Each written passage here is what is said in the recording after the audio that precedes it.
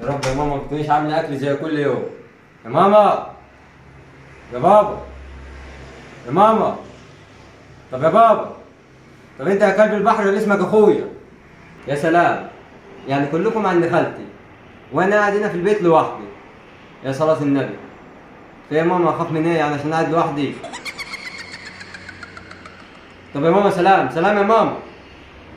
يا صلاة النبي، كلهم عند خالتي وانا قاعد في البيت لوحدي، ده انا هخربها. يا صلاة النبي.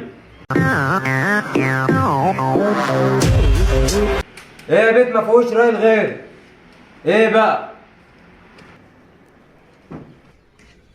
ايه يا بيت ما فيهوش راجل غير؟ ايه بقى انا راجل؟ ايه؟ ايه يا شطاني؟ يعني لما يكون ابويا هنا توسوس لي انا قاعد لوحدي، ايه فينك يا عم شطاني؟ يا اخي خلي عندك دم ومذاكر. مالكش دعوة يا ضمير، مالكش دعوة يا رخم. ايه يا عم الشيطان مش عايز تحضر؟ ايه يا ابويا تعالى.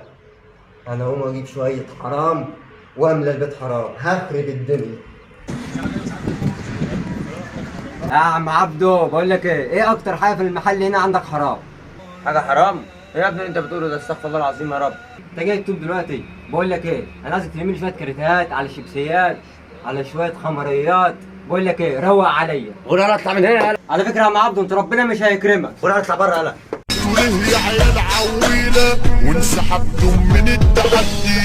خرب نصيبي في شربنا حشيش فرطنا وخربوا الليل. طب يا عم انت هتزيط، دي ميه. والله؟ اه صح. ايه الاخبار اللي انا فيها دي؟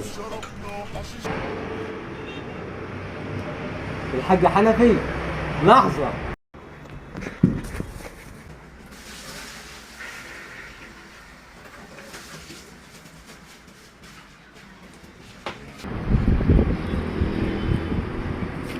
يا ابن الجزمة وحياة أمك لا أعرفك وأجيبك. ولا اظبط يلا، اقسم بالله اللي ما يظبط لا نظبطه. ايه يا زميكس شايفك بتزعج، يعني شكلك قاعد لوحدك. مفيش حد عندي في البيت وانجز العب زي الناس. مش تاكل العب يا ابن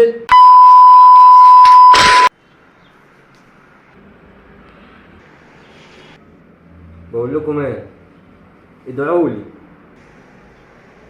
بالنبي كده تهدى وتصلي على النبي، تهدى كده وتصلي على النبي، الحقوني. وليه يا عيال عويلة وانسحبتم من التحدي؟ خرب نصيبي في شربنا حشيش فرطنا وخربوا الليل. طب